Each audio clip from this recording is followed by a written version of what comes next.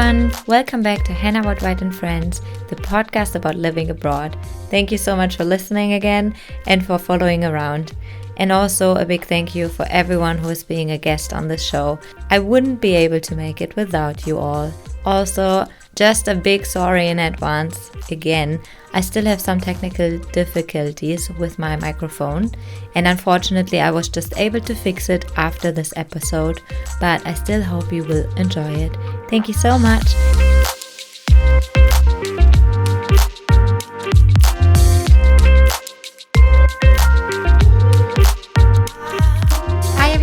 Please welcome with me Chelsea Blackstock. Chelsea is born and raised in New Zealand and is still living in her beautiful home country, but loves to travel and spent 1 year abroad in Canada for her studies. Will the wanderlust take her away one day from the beautiful Aotearoa? We will see. Hi Chelsea. Hi Hanna. Thank you so much for having time to record this podcast episode with me today. No worries. Thank you for having me. What was the reason for you to go abroad for your studies, and why did you end up choosing Canada as your destination? So I went abroad after my third year of studies. The reason was that the University of Waikato, where I was studying, they have a partnership with the University of Victoria over in Canada, and they do work placements in laboratories. It was kind of weird because the University of Victoria is based in British Columbia, but the work placement was in Montreal. So like two opposite sides of Canada. I'm not really sure how they sort of, did that. So I basically just like put my name forward for it because I heard that it was sort of going, and I thought it would be a cool opportunity to experience something different for a year. And I didn't really have a choice in where to go. The placement was for Montreal, so yeah, it was all basically just like set in stone. I just kind of put my name up for it. Yeah, but that's pretty cool. I think for me it's hard to experience because I haven't studied. So I think it's really, really valuable nowadays that universities all over the world are connecting and giving the chance of have an overseas experience. Yeah. And sometimes even learn a new language with it. I mean, not in this case, since Canada is also an English/French-speaking country. Yeah. So how was that with the language? Have you been in the English-speaking part, or have you been part of that French-speaking side? So Montreal is in Quebec, so it's French Canada. Oh. Yeah, so everyone spoke French. French was the main language, and then English was a close second. But it was quite common to come across people who didn't know English and only spoke French over there. It was a very weird sort of combination because it's still very much Canada as well. So it was quite funny because people would have very strong Canadian accents, and then they would switch into like speaking fluent French as well.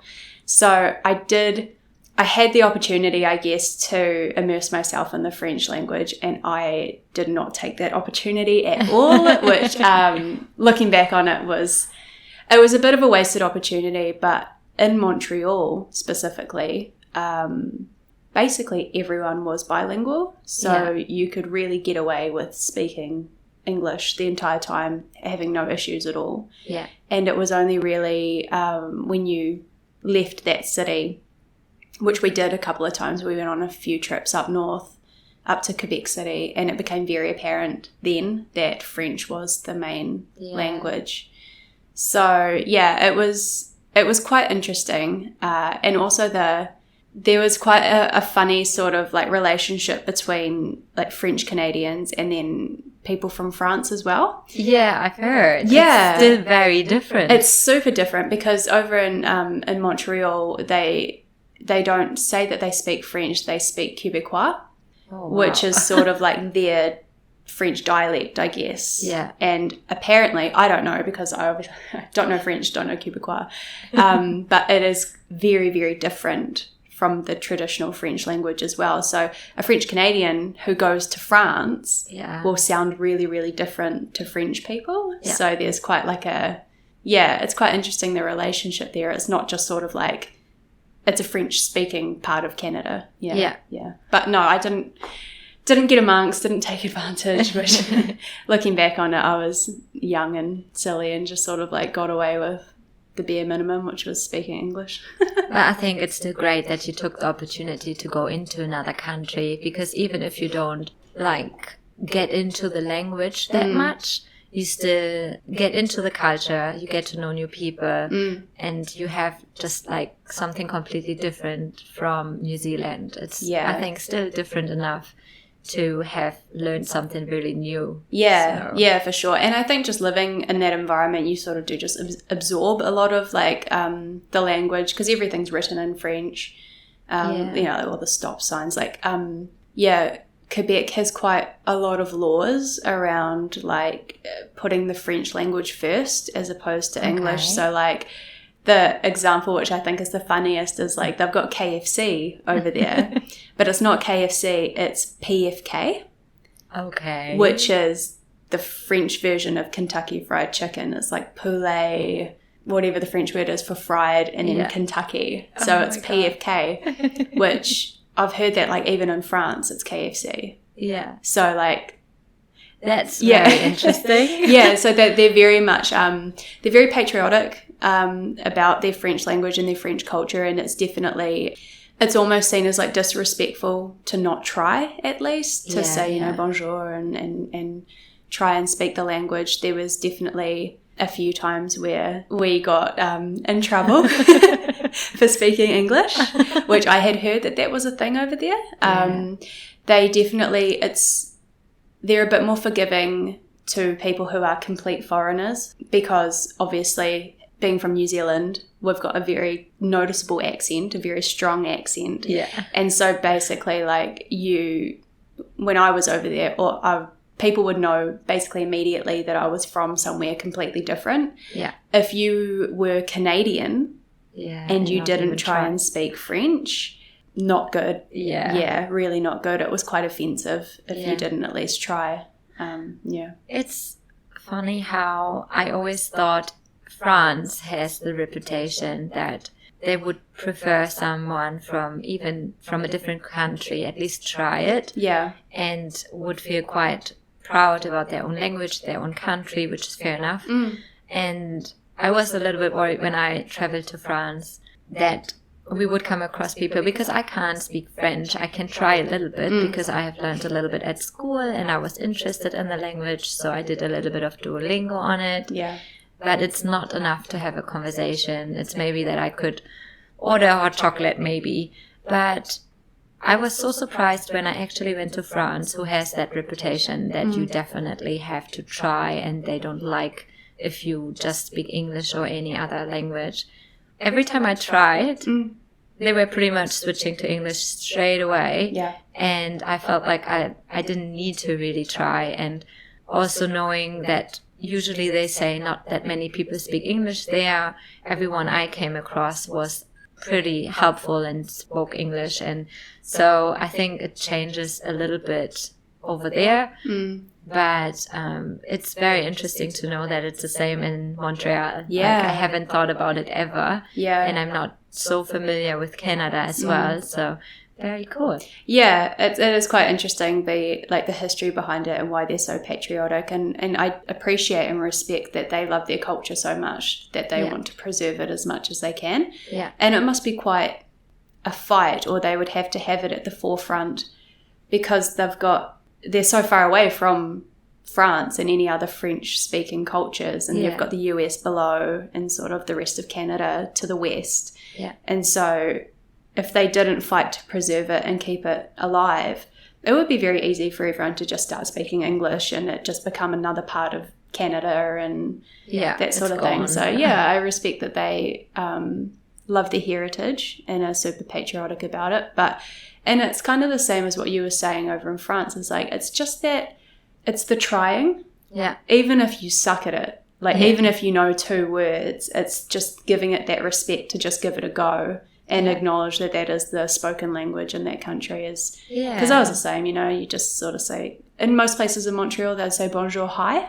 Ah, that's cute. And so then it was sort of like you say bonjour back, and then they would know that you weren't really a French speaker, and then you just start speaking in English. Yeah. yeah, that was interesting.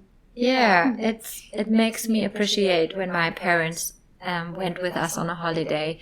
They always tried, in whatever country we were, if we went to Greece, they would say kalimera, efraresto, all these little words like good morning and thank you in their language, because the waiter or waitresses were usually from that country. And they wanted to give them that respect. And I found it really cool as a child. I didn't really think much about it. But now, being an adult, thinking about it, that's where I'm like, oh, it's actually so much nicer to try to greet them in their own language, because you are a guest in their country. So that's, in that case, I really appreciate it. And I still remember, like, every morning in Spanish, when we were there, it's like hola, and just being a little bit more like that. I think that's pretty cool. It is cool, and like from a New Zealand point of view, like you do get a bit of a kick when people come from overseas and they, you know, they say kia ora and that sort of thing. Like it is really cool. It's just it's that engagement, I think. Yeah, which I actually am still not quite doing, and I definitely should try better. Just because it's so much nicer. I'm a guest in this country too, and I'm so lucky to be a resident here now and feel like people are really welcoming, and I don't feel not like that could be my home. Yeah. And so giving that respect and saying kia ora a little more instead of just hi. Yeah. So I hope from this conversation I take that away as my goal. Yeah. It's pretty.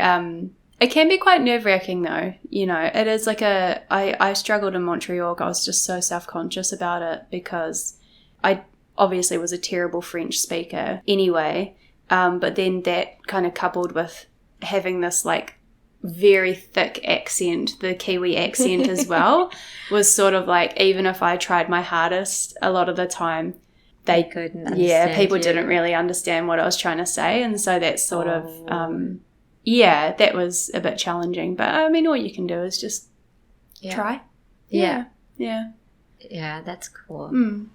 What did you think were the most differences between New Zealand and Canada when you were there? Is there anything which really was standing out, or do you have like an actual list where you were like, oh, that's really different from home? Well, the first one would be the weather. So, as you'll know, New Zealand is very, very temperate. We we have like wet winters, warm, hot summers, but especially where we live in New Zealand, we don't get snow. We don't get like, I mean, I think winter like -3, everyone's like, oh my God, it's freezing. So when I left to go to Montreal, I left just after New Year in 2016, and it had been a really hot summer. I'd been working at a music festival over in Gisborne, so it was just like really full on, really hot, really dusty, classic Kiwi summer pretty much. And then I went over to Montreal, I think the 7th of January, and it was like -30 degrees. It was the middle of winter, snow everywhere, and I'd never experienced anything like it. Just those temperatures were just so foreign to me. And it was sort of like the novelty was there at the start. I was like, oh my gosh, this is amazing. I mean, I like flew in like a big hoodie and leggings, and I was kind of like at the airport and had to go outside and like wait for a taxi. And I was like, I'll be out there for 5 minutes. Like, it's not that big of a deal. It's fine. Had like my chucks on, and like so this is like one of the things I didn't realize, but like it's so cold there that the cold just radiates up from the ground. Like it's just, the ground is so cold. And so I like went out with my little suitcase all excited because I was in Montreal, and like stood out there for like 2 minutes and had to come back inside. I was like not prepared. Like the cold just radiated up into my feet, like froze my feet. Oh God. So I had to like unzip my suitcase, get out my snow boots, and like actually take it seriously. Yeah. So that was sort of like my first experience in a place where a weather extreme, genuinely, like if you're not prepared, it could kill you. Yeah. You know, it's just that sort of, because New Zealand, getting that. That's not that big of a deal. It's sort of like, unless you get lost in the bush somewhere, it's really like the weather is not going to kill you. Yeah. So that was the first major difference, which took a while to sort of, physically it took me a while to get used to, like having ice on the ground. I was slipping and sliding everywhere. Oh my gosh. I slipped down the stairs of my apartment block on the way to work, and I like constantly had bruises up my back, and it was just, I was like Bambi. Honestly, yeah. I can picture it. I couldn't walk, and everyone else, like people were like running in the middle of winter and this stuff, and I could like barely take 2 steps to get to the bus. It was so embarrassing. Oh my gosh. And yeah, so the language obviously was very different, just having everything in French. The people were, it was the middle of winter, and I think everyone was a bit grumpy because it's so like, it's so far north, you don't have that much daylight, and even when it's sunny, it's so cold, no one goes outside, and I think everyone just gets really, really over it. So there was a lot of like people like yelling on buses and all sorts. And like I was kind of, it was my first experience overseas, right? So I was kind of like, oh my gosh. Is that how the world is? Yeah, why are people so grumpy? And I just like, didn't really know how to like deal with it. And then it's so funny though, because it's not like, people in Montreal are not grumpy people. It's like the weather does it to you. And then as soon as like it warms up to like, I don't know, 5 degrees, everyone's in like t-shirts, people are like out in the park, like they treat it like summer, like immediately. And I'm still like in a hoodie. I'm like, it's not warm, guys, it's just relatively like not as cold. But yeah, and then everyone's just like so happy, so friendly, like they really, really embrace the summertime there. I mean, coming from New Zealand, I always thought that we like embraced the summertime. Honestly, I thought when you were just talking, because every time I see Kiwis running around, I'm freezing. Oh yeah. And people are having shirts and shorts and flip-flops, and I'm just like, I don't know how you guys do it. You guys might feel different, but I'm cold, I stay with my hoodie, and now you as the Kiwi says, oh my god. Oh, it was crazy. It was like, and just like the enthusiasm for like a slightly warmer day was so funny. And they really like, I think it's because they have such like bitterly cold winters. It's like they just, the Montrealers like love for summer was just so infectious. It was amazing. It was like every night there would be something going on in the city, whether it's like a fireworks show or like a jazz festival or just like there was always things to do, always people, like there's a big park in the main part of the city, and people would like play the drums there and like play baseball and volleyball and all this kind of stuff. And obviously it's quite inland, so there's no beaches around, so people like go sunbathe in the park and that sort of thing. And that was another big difference, was like the just like the enthusiasm for summer was just amazing. It just felt like a party like the entire time, which was really cool. It was really cool. Any other differences? Public transport's great, which is not what New Zealand's known for at all. So that was quite a novelty, not having a car for a year but still being able to get places. Because I'm sure you've noticed in New Zealand that unless you've got your driver's license and unless you've got a car, you're really lost, really stranded. We've got shocking public transport, so that was cool. That was really cool. It was just like a small thing that coming from New Zealand ended up being quite a big thing. And as you mentioned before, probably one of the most obvious ones is the beaches, because New Zealand is an island, has beaches like all around. That was quite strange, not being able to go to the beach in summer and having to go to the park instead. It was quite different. I did miss the beach. I mean, people would go to the river in Montreal and like around the canal and stuff like that, and it was always nice, but very different. It wasn't quite what I was used to, I guess, for summertime, which is the whole point of going overseas and trying new things. But So how has it been for you to be away just by yourself as a woman? Did you always feel safe, or did you ever have a moment where you didn't feel safe? So I felt really safe when I lived in Montreal. I never had any sort of issues with feeling unsafe on buses or trains or anything like that. It was always very, even in the nighttime, coming back from bars, Ubers and taxis and all that sort of stuff. I don't think I ever had an incident while I was over there where I felt unsafe. Yeah. Which is great for me, but I did have some friends over there, and I know for a fact that that's not, I mean, it's like any big city. There's always going to be instances where things happen and that sort of thing. But I felt really safe living in the city.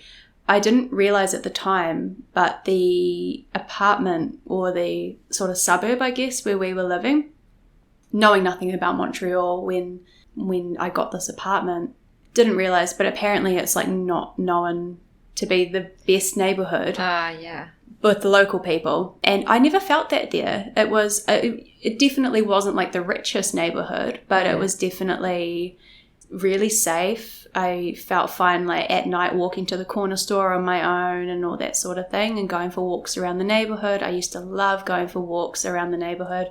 Just the way that the city's designed is so different to anything in New Zealand with all of the apartment buildings and that sort of thing. Yeah, I didn't ever feel unsafe. I did travel over there with another girl from the University of Waikato, and we lived together the entire time. So we did a lot of stuff together as well. So I think that definitely helped too. And it was never really an issue. We went to music festivals and concerts and all that kind of stuff, and it was a very safe environment, which I was very happy for. That's good, and I think helps also in case anyone who listens is thinking about an experience like that, especially women are feeling more insecure in traveling by themselves. So I think it's always good to have some positive examples. So that's cool. And you said they are living in apartments mainly. So what I've noticed, the main difference between where I'm from with Germany and here is like here you flat, but you flat in a house. Yes. So you have like a nice big house, but then you have like 4 to 6 people in it. How is it in Montreal? Is it like more flats and apartments and small? Yeah, how is that? Yeah, definitely. I think New Zealand's a little bit unique in the fact that we do, I don't know what it is about Kiwis and building up, but we hate building up. Everyone wants like a single story bungalow, like ranch style house on like a big section and everything like that. And we're very adverse to building up. Living in townhouses and apartments and that sort of thing is very, very foreign to a lot of us.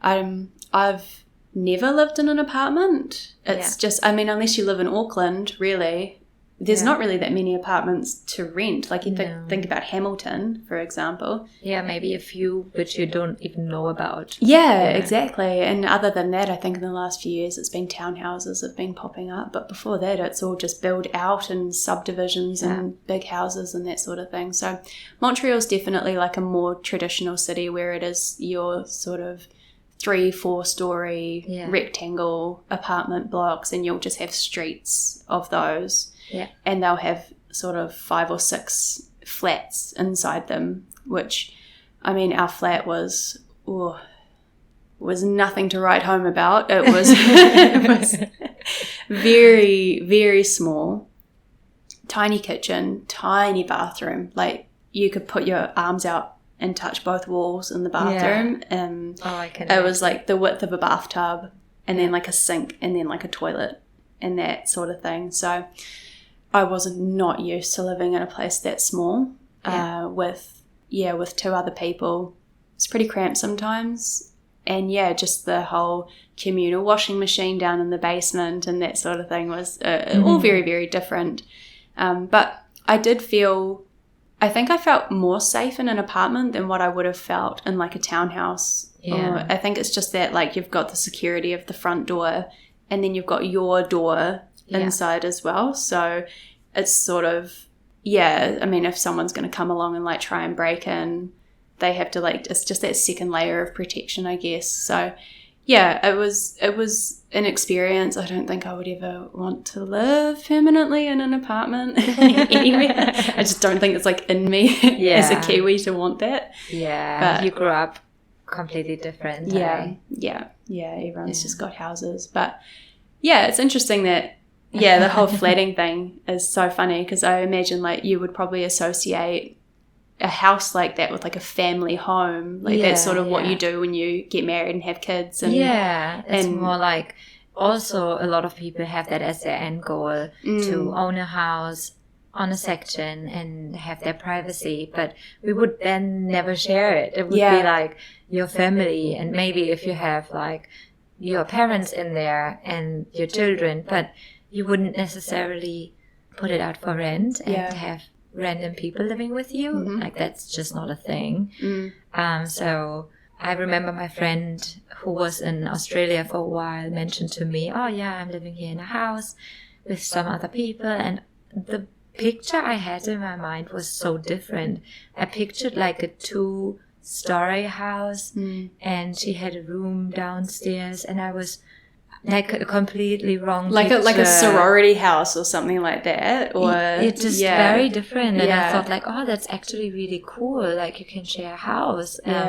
So in that aspect, you have more space, and it feels really nice rather than sharing a flat. But with me growing up in flats mainly, and then just moving into a house when my parents were able to afford it when I was like 12. I can see both, and I was okay living in a flat because I could not afford a house by myself. And I wouldn't want to live in a house by myself without having family. Like that's just weird for me as well. Because the safety part, you would not feel as safe.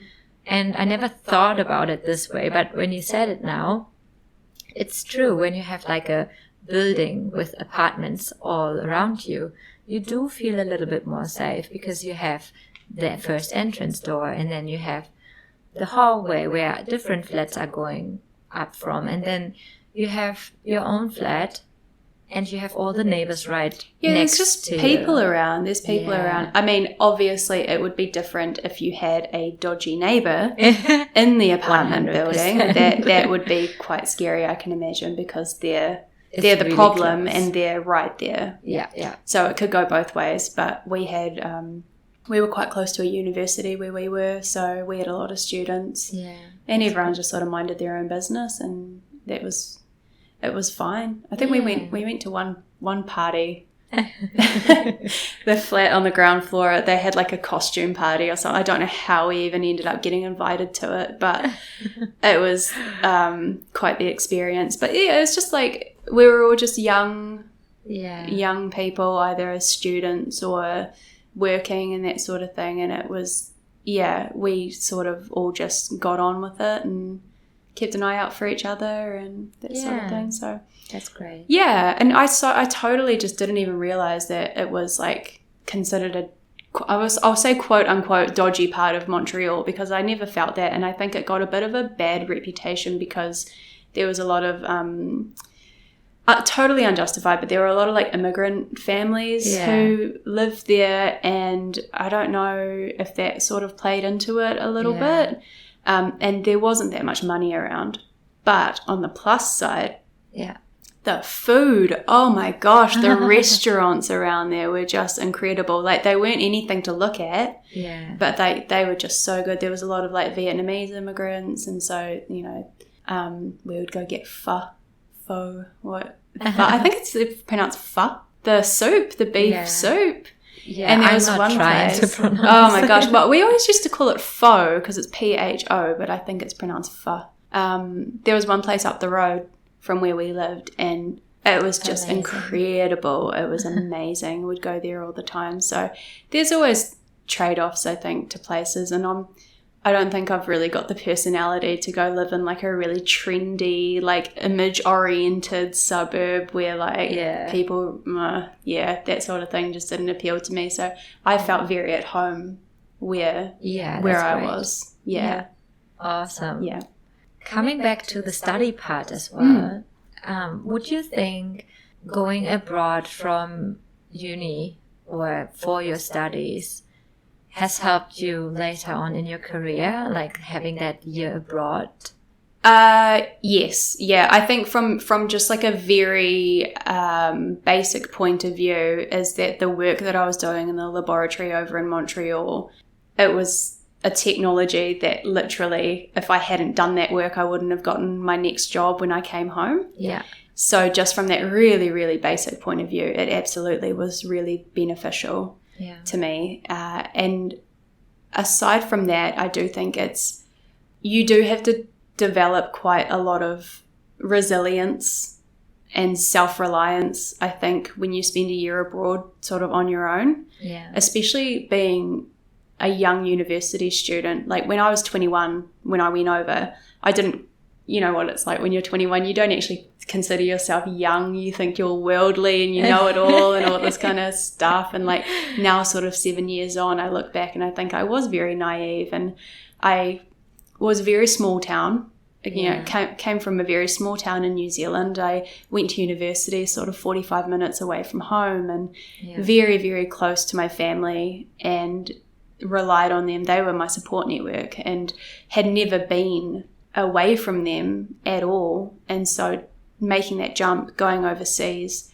was, a massive shock in a lot of ways. Yeah. And I did have to build up a lot of resilience, self-reliance, and that sort of, I think that sort of shines through, I guess, in helping further your career afterwards, because that's what people sort of see is like, for example, on your CV, if you've put, you know, you spent a year abroad somewhere doing work, that sort of, the questions that I've been asked about that in subsequent interviews have been a lot of like, what did you learn from that and that sort of thing. And it's more of those, not the technical skills so much, but the life skills. Yeah. So that sort of part of it was really beneficial, and that helped me regardless of what career I sort of chose to do when I got back. Yeah, I agree. Those sort of like broader skills were quite helpful. So, and just in life in general, not just even just the career part of it, but I think the world opens up more and more to the idea of having like a gap year, or even after university, without going with a company or an agency which helps you find your ways. I think having even a gap in your CV, which you can explain with, I have been traveling and I have been exploring the world. I feel like it used to be seen a little, not like negative, but it was just never seen as so positive. No, it was kind of seen as like self-indulgent, like, you've taken a year off work, you know, to go and like bum around and travel. And I completely know what you mean. And now it's sort of switched where it's like really beneficial for people to see that you can strike out on your own and see different cultures, learn something about the world first. I think that's a really great change to see, especially, I mean, this is a podcast about living abroad, so obviously we are more on the it's a good thing to do side. Therefore, it's nice to learn a little bit more about it, and that the world opens up and sees the benefits of things like that. So really cool. Yeah. So would you recommend it to everyone who is now at the same position you were, like studying, young, having the chance to go overseas to do like a year abroad? Yeah, I absolutely would. I mean, it's definitely challenging. And especially if you're someone like me who, like I was saying, hadn't been away from my family and that sort of thing. I think I took it quite lightly. I thought like, oh, cool, like a bit of a holiday and go overseas and it'll be like a fun little trip. And it was all of those things. It was really, really fun. And at the same time, it was really, really hard because it was weird for me to not be able to just go home to my mum and go home to my dad and that sort of thing. And I don't think I realized how much I was still relied on them until I didn't have them there. So I would absolutely say that it is super beneficial, but just to be aware, I guess, that you are going to face challenges. Yeah. And you're not necessarily going to have the same support network that you did have when you were at home. And that is something to really consider when you're making that decision, because depending on what you go through when you're overseas and sort of your life experiences beforehand and how close you are to your support network, I know some people do really struggle going overseas. And that's not to scare people off or to say don't do it, but it is something to have your eyes open to, and just to really, really look after yourself as well. Yeah. Yeah. So, but I mean, the positives absolutely outweighed the negatives for me. It was an amazing year. Yeah. It's always a great opportunity to expand your horizons and go experience something different and learn a bit more about different cultures, like you're saying. Yeah. And I mean, obviously it can be super scary and it will be definitely coming with some tough times for sure. But if it's really, really bad, then I think you will always have the option to go back, right? Like no one will force you to stay there. Oh, no, you can always choose to come home, and I don't think anyone would think any less of anyone that would do that. And that's part of the self-discovery as well, is figuring out what works for you and what doesn't work for you. And for some people, living abroad won't work for them. And that's absolutely fine. Like, I've discovered myself, like I loved my year, but I came home after I'd finished in Montreal. I'm not the person that can just go and live overseas for years and years on end and be away from my family and be away from my home. I feel very, very connected to New Zealand as a place. Yeah. This is where I feel most comfortable, and I feel like I'm the best version of myself when I'm sort of anchored here. Yeah. So for me, that is really beneficial information for me to have about myself. Yeah. And that has come from the experience of being overseas. Yeah. So now that I know that I'm probably more of like a 4 or 5 week holiday kind of person overseas, that's awesome. Because then I can structure my life in a way that when I do go overseas and when I do travel, I feel my most comfortable and my most happy. Yeah. Yeah. That's actually really beautiful. Like, even the way you said it, it's like you kind of discover that it's not for you to stay away for too long, but you love traveling, you love seeing the world and all of that. And I think, especially with me having the opposite, where I was traveling a lot, and I think slowly that idea of living abroad and challenging myself started growing until the point where I really wanted, like where I said, okay, I have to do that. But all the other years until I was 25 maybe, I was too afraid, and I loved it being at home, and I thought I would stay in my workplace forever, and I just go and travel in my free time, and that's all I need in life. Traveling a little bit on the side, doing my job, and then realizing after a while that that's not enough for me. Yeah. And you realizing the opposite, which is also really good, because I miss my family a lot. And one reason why I'm sometimes wondering, like, okay, should I go a little bit closer back home, is because I do miss them and I do need them in a way, not as much anymore, because obviously I'm now living 4.5 years in New Zealand by myself with my partner. But it is very different, as you say, with like the safety network, and to rely on the people who love you no matter what you do and help you out no matter what. That's very different, and I think also really important to not forget about how much that means to be so far away. Like right now, if someone would ask me, I would say I love the country a lot. Like, it's such a beautiful place to live in. But if I could pull the island a little closer to Germany, I totally would do that. Like, even if it's just halfway, so that instead of having like 27 hours of a flight, that is like around 10, 13, no problem. Yeah. That's actually a good point that you make about New Zealand specifically, is just how very isolated it is. Yeah. Because for me, when I was in Montreal, that was probably the biggest sort of mental challenge that I had was that being physically so far away from my family was like, I knew for a fact, an absolute fact, that I wasn't going to see them for an entire year, and it wouldn't have mattered what was going on in my life or my family's life or whatever. The bottom line was that they were too far away. I'm sure, as you know, it's so expensive to travel from New Zealand. So it's not like they could pop over for a visit in the summertime or anything like that. So that was sort of, the first time where I had been genuinely physically cut off from my family. So it is, I think that's something that's uniquely New Zealand though, isn't it? Because we're one of the most sort of remote countries that you can sort of live in.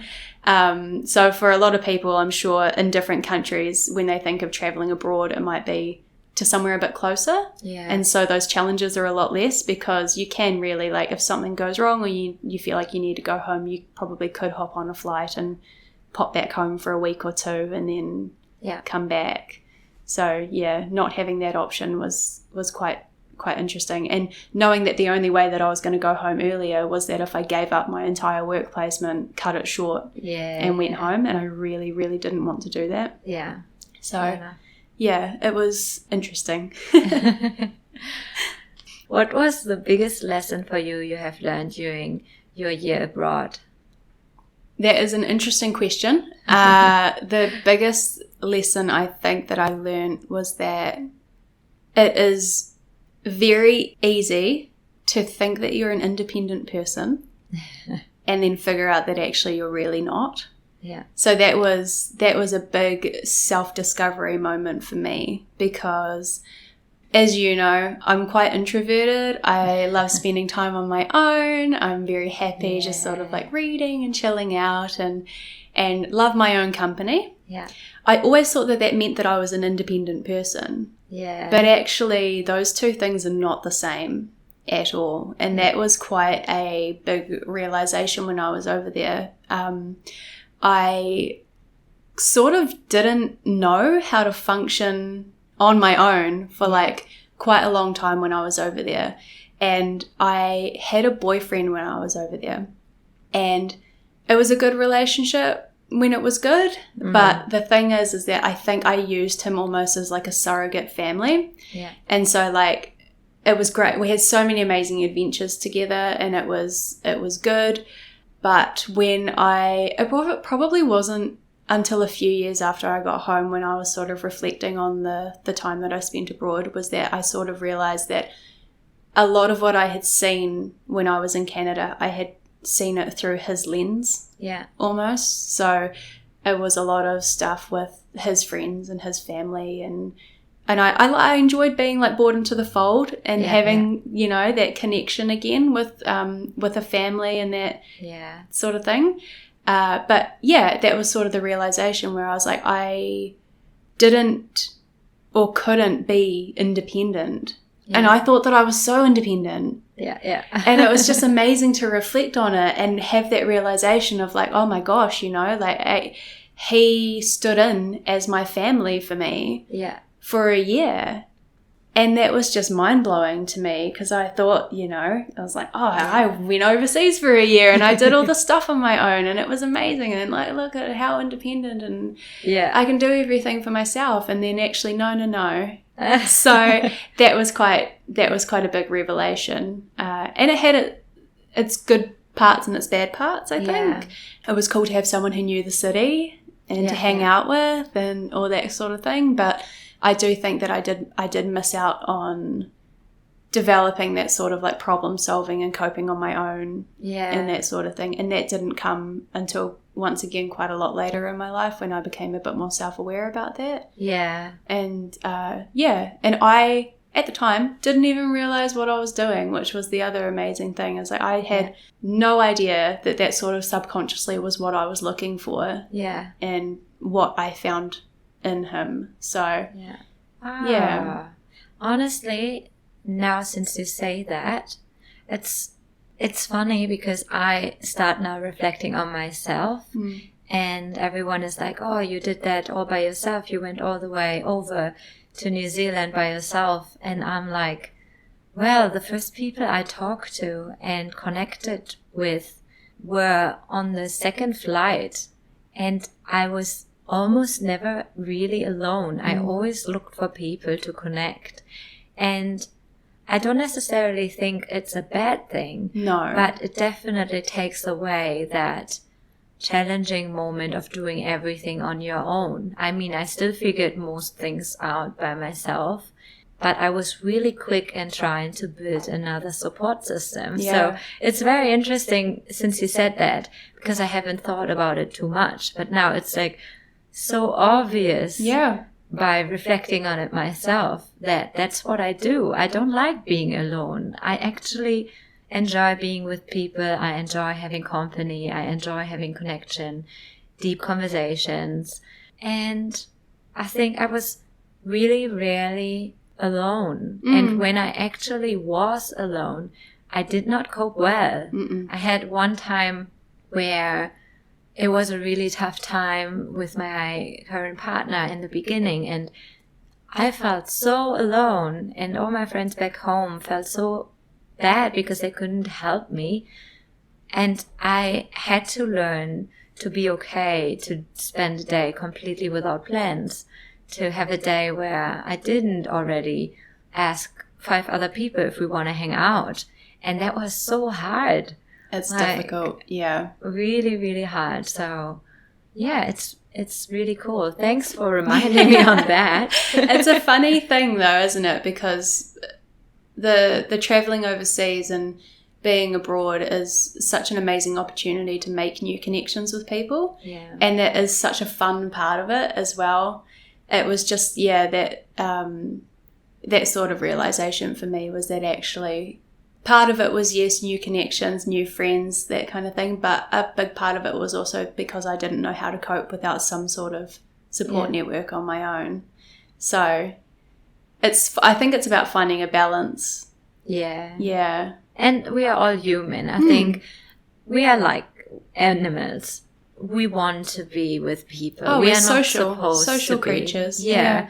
We are not supposed to be all by ourselves. So I think what we do is absolutely natural. So we don't have to feel bad about it. But it's very interesting if you actually start reflecting and analyzing and understanding yourself more and more. Yeah. So that's a cool part of it though, is like you don't discover those things about yourself until you put yourself in the situations where that sort of comes out. And that's such a massive part of traveling, is like the whole putting yourself in unique situations and figuring out what kind of person you are in those situations. I learned so much about myself and my habits and my behaviors from being over in Canada. And I don't think I would know myself as well as I know myself now without those experiences, whether they were positive or negative or whatever. It really didn't matter what they were. Yeah. It was just that they were different experiences from what I would have ever experienced if I had just stayed in Hamilton. Yeah. And I think that's sort of why you can see it in people that travel a lot. Yeah. You can see that they tend to be more comfortable in their own skin. They tend to know a bit more about themselves. They're a bit more open-minded and considerate and that sort of thing. And it just comes from seeing and experiencing not just other people, but things for themselves and figuring things out about themselves. It's interesting, like the psychology behind it as well. Yeah. Yeah.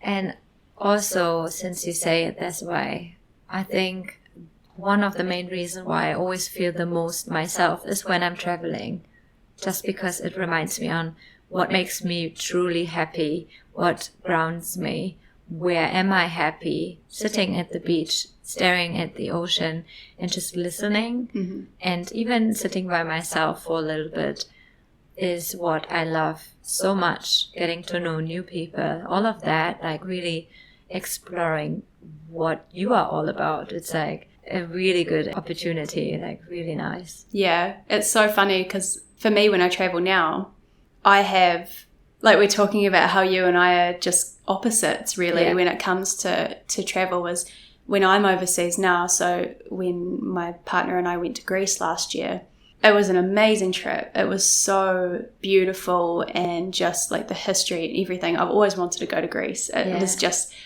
couldn't fault it, honestly. Amazing trip.